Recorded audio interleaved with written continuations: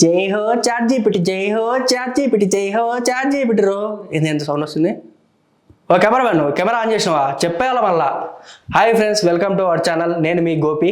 అసలు ఈరోజు ముచ్చట ఏంటంటే, ఇందాక డాన్స్ చేసింది చూసింటారు కదా, పాట పాడింది చాట్ జీపీటీ.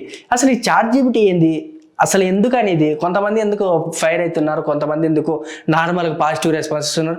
దీని గురించి తెలుసుకుందాం. అంతకన్నా ముందు మన వీడియోని లైక్, షేర్, సబ్స్క్రైబ్ చేసి పక్కన ఉన్న బెల్ ఐకాన్ని క్లిక్ చేయండి. ఇక టాపిక్లోకి వెళ్దాం. అసలు చాట్ జీపీటీ, అసలు చాట్ జీపీటీ అనగానే ప్రతి ఒక్కరికి ఆలోచన వస్తుంది, అసలు ఏంటిది ఇదని. కొంతమందికి ఏమో అంటే సాఫ్ట్వేర్ ఇంజనీర్స్ ఏమో ఇది వాడితే మా కోడింగ్ కానీ పైథాన్ కానీ ప్రతి ఒక్కటి మా కోడింగ్ మొత్తం దీంట్లోనే ఉంటుంది అని చెప్పేసి ప్రతి ఒక్కరు ఆలోచన. అలాగనే కొంతమంది ఇట్లా స్టార్టింగ్ అయితే ఏమని రిలీజ్ చేశారో ఏమో కానీ గూగుల్ కంటే చాట్ జీపీటీని ప్రతి ఒక్కరు బాగా యూజ్ చేస్తున్నారు. ఈ చాట్ జీపీటీ యూజ్ చేయడం వల్ల ప్రతి ఒక్కరికి వర్క్ అనేది చిన్నగా అయిపోయింది. ఇట్లా ఏంటంటే ఈ ప్లస్ పాయింట్స్ చెప్తా చాట్ జీపీటీ వల్ల. ఏంటంటే కొంతమంది స్టూడెంట్స్ ఉంటారు, ప్లస్ నేనే ఒక స్టూడెంట్ అనుకోండి, నేను ఒక యూట్యూబర్ని, ఇప్పుడు మీకు కంటెంట్ చెప్తున్నా. ఈ కంటెంట్ ఒకటి వేళ నేను కావాలనుకున్నానంటే నేను విత్ ఇన్ సెకండ్ ఆ వర్డ్ చెప్పంగానే ఆ వర్డ్ గురించి ప్రతి ఒక్క కంటెంట్ అనేది దానికి వస్తుంది. అంటే ఏంది, నేను లెర్నర్ని. అంటే ప్రతి ఒక్కరు 2 days 3 days కలిపి ఒక రోజు ఒక కంటెంట్ చేస్తే ఆ కంటెంట్ నేను చెప్పడానికి మినిమం 2-3-5 minutes లోపు వస్తుంది. అదే కంటెంట్ వాళ్ళు ఎన్ని రోజులు కష్టపడింది 1 dayలో, అంటే విత్ ఇన్ సెకండ్స్లో అట్లా టైప్ చేయగానే. ఇప్పుడు సపోజ్ లవ్ గురించి నేను ఒక అమ్మాయి ప్రపోజ్ చేయాలా, ఆ ప్రపోజ్ చేయ దాని గురించి ఐ లవ్ యూ ప్రపోజల్ అని పెడితే దానికి సంబంధించింది మొత్తం చాట్ జీపీటీలో వస్తుంది. అదే దాని గురించి కావాలంటే నేను ఒక రైటర్ దగ్గరికి వెళ్ళో, లేకపోతే బుక్స్ చూసో, మూవీ చూసో, సపరేట్ డివిజన్లో నేను అంటూ ఒక ప్రపోజల్ అయితే చేసుకుంటారు. అంటే దీనివల్ల ఏంటంటే ప్లస్ పాయింట్స్ అనేది ఇవి ఉన్నాయన్నమాట. కొత్త వాళ్ళకు కొత్త విషయాలు తెలుసుకోనికైతే బాగా యూజ్ అవుతుంది చాట్ జీపీ. అలాగే ఏదైనా లెర్నర్స్ కానీ ప్రతి ఒక్క కంటెంట్ ఏదైనా మంచిది రీసెర్చ్ అంటే మనకు దొరకని దాని గురించి కూడా రీసెర్చ్ చేయడానికి చాట్ జీపీటీ అనేది బాగా యూజ్ అవుతుంది. అసలు మైనస్ పాయింట్లు చెప్తా. చాట్ జీపీటీ రావడం వల్ల మైనస్ పాయింట్స్ చాలా ఉన్నాయి. ఏంటంటే చాట్ జీపీటీ కనిపెట్టింది ఒక సాఫ్ట్వేర్ వాళ్ళే, కానీ ఈ మధ్య కాలంలో చాట్ జీపీ వచ్చిన తర్వాత సాఫ్ట్వేర్లో ముగ్గురు చేసే పని ఒక పర్సనే చేస్తున్నాడు. అది ఎలా అంటే చాట్ జీపీటీ యూజ్ చేసి. చాట్ జీపీటీలో కొన్ని కోడింగ్స్ కూడా ఆటోమేటిక్గా రావడం కారణంగా ఇప్పుడు వాళ్ళు ముగ్గురు చేసే వర్క్ కూడా ఒక్కరే చేస్తున్నారు.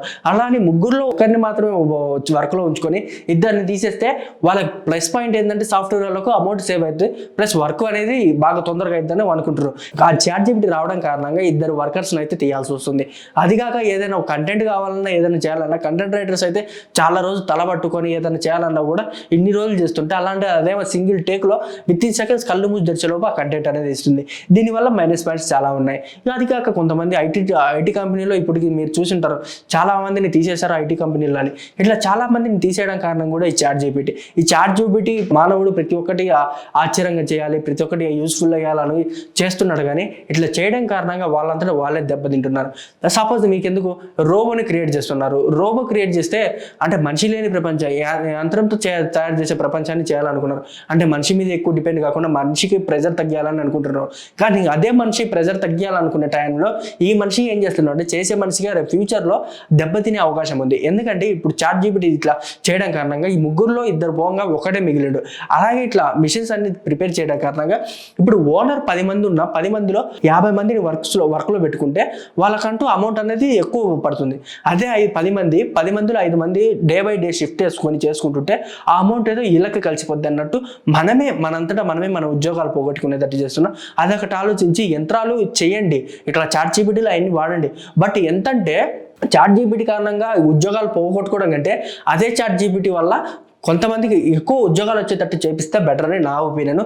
మీరేమనుకుంటున్నారో కింద కామెంట్ సెక్షన్లో చేయండి. Okay friends, thank you for watching. Don't forget to subscribe.